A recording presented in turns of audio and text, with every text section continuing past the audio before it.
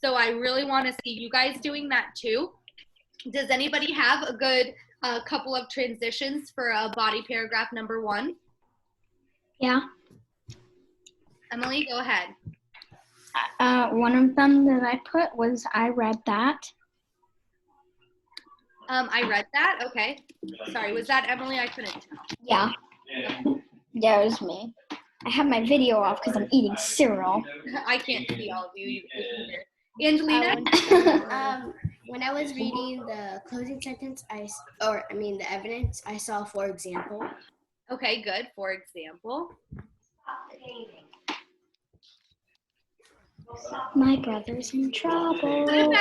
What about to start your paragraph before my topic sentence? What would be a good transition for before my topic sentence?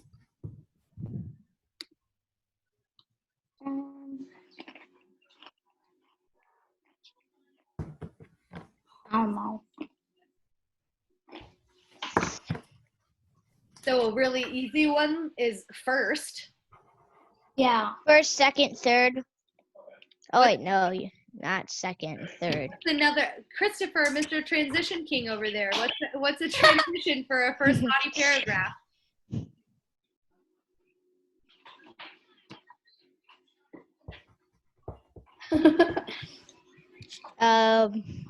Awkward silence. Yeah, I know, right? Yeah, and then he just doesn't say anything. Christopher. Oh, my brain shuts there. I think Donut's brain shut down. Yes. Don't eat donuts. Don't eat donuts while you're meeting. All right. So what about the one that I'm thinking that Christopher uses a lot is to start off. Oh, right. Do you remember using that one? To start off is a good one. Okay. So, but you can use first, second, third, like McAndrew was saying. You can say one if you want to give another point is to say furthermore. If you guys use Google and type in transitions for elementary or transitions, I'm doing that right now. You'll find a whole list of a bunch of transitions for you to add into your graphic organizer. Okay. So we went over our introduction. We went over our body paragraph number 1. You guys are going to continue doing this for body paragraph 2 and 3. I already kind of pre-planned our evidence for body paragraph 2. The Oregon Trail was long and people had to walk. Travelers also used covered wagons. Last, finally. Mm-hmm. Likewise, similarly. Yep. See. Consequently. For example. Coincidentally. Yeah, consequently, but coincidentally is too. Consequently means that it is a consequence of the action. So it was, I didn't study for my test and I stayed up too late. Consequently, I failed my test. That's how you use it. It can be used in very weird, but it can make it a weird sentence into a good sentence. Exactly. That's what transitions do. And so when I was seeing people turn in their work with a lot of transitions, it was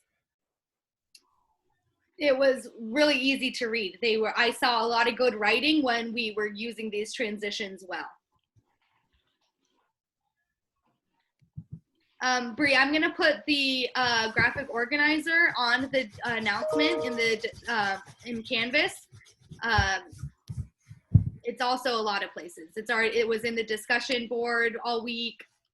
Make sure that you are persevering and making sure that you find that stuff that you need. Okay, so we talked about the plan. Does everybody, let me know in the chat, or I might be able to see you.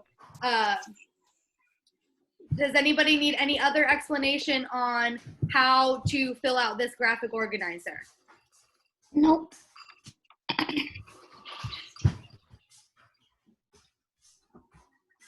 Nobody needs any more help on that part? No. Okay, so does anyone have any questions? That was weird. I don't know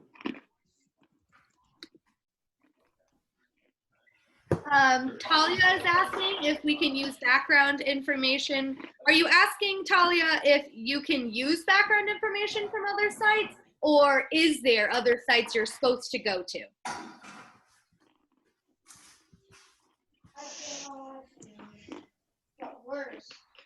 You can use background knowledge, yeah. So she said the first one. So yes, you can use background knowledge. You can look up some information about the Oregon Trail to help you write it. We can look up stuff about the Oregon Trail. It's just been confirmed. So just make sure you want to, your details that you're using, you want to draw back to Otis's story at least a couple of times. Okay, Jacob? Yeah. Okay, Matt, what's your question? I might have messed up on my whole thing because I kind of wrote about the history of it instead of but I actually I misread it and did it the history about it instead of doing how it would live or whatever, or I was wondering if I have to redo it. Okay, so what I wonder is, I'm assuming, I'm actually betting on the fact that a lot of the details that you used to describe the history of the Oregon Trail do show what life was like. Does that make sense? Like, for example, in the history, you would say maybe that they left from Missouri and traveled for many months. So that piece of evidence, when you change the wording from the sentence before it, instead of saying one thing about the Oregon Trail, you could say one thing that was difficult, or life on the Oregon Trail was hard because. You see what I'm saying, Matt? A lot of the information you already have, you can use in this essay. Like, one thing I said is about them traveling through wagons. Mm-hmm. So right, so that you could change maybe just one or two sentences in that paragraph to describe how life was like about the wagons.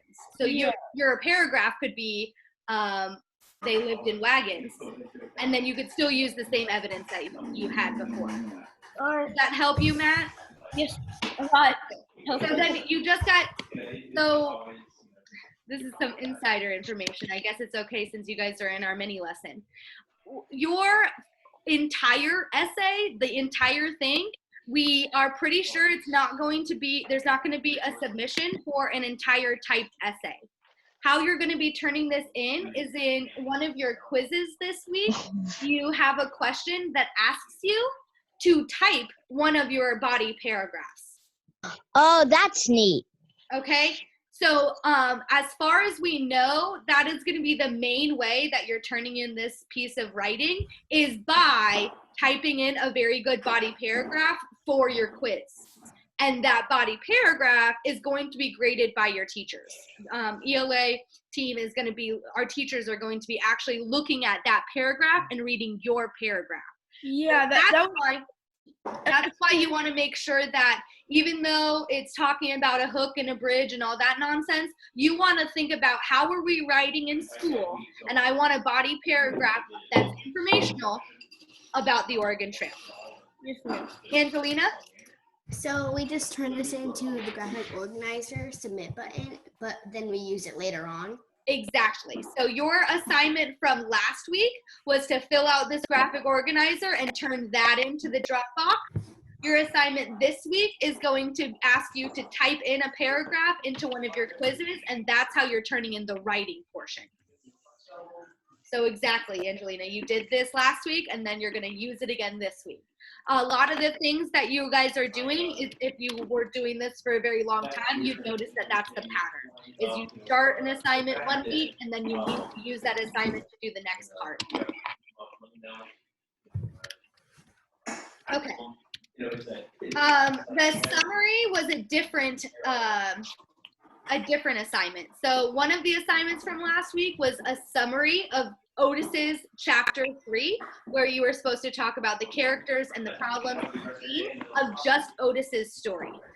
And then there's a graphic organizer assignment that asks to you about the informational, what was life like on the Oregon Trail. Okay? Bree, did you still have a question? Can you send me the link to the thing you were writing on? Yeah, Bree, I'm gonna attach it to the announcement where you found this link to get onto this Zoom today.